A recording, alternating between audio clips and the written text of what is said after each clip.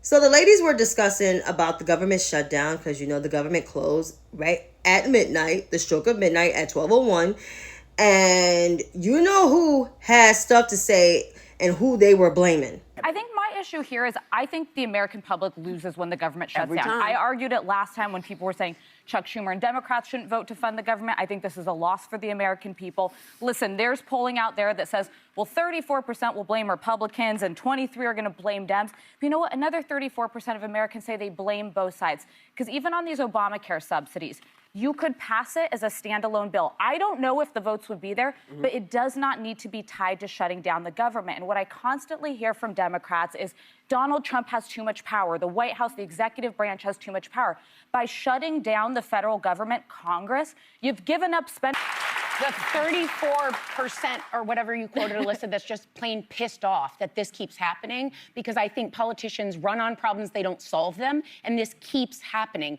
I was curious when I saw this happen, who's going to take the blame? Because it is polling that Republicans are going to take more blame, but and surprisingly, they usually blame the party asking for concessions. Historically speaking, the last shutdowns were always blamed on someone asking for something, which is the Democrats. So right now, I think this all comes down to who messages better. So here's the thing. This government shutdown is on Republicans.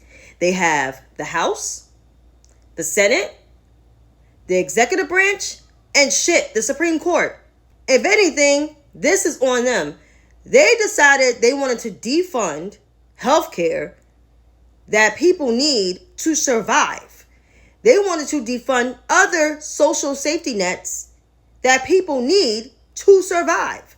So yes, Democrats, this time around, the majority of them are standing on business, and as they should. The government should close, because who wants to consult and reason with people that wants to take away people's health care and means on how to live in this country?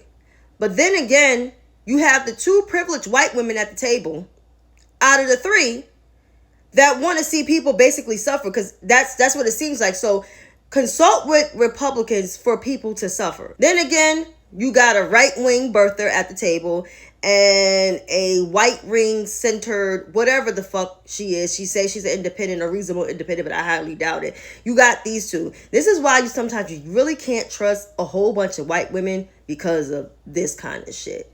So I'm going to forever side-eye both Alyssa Farah Griffin and Sarah Haynes.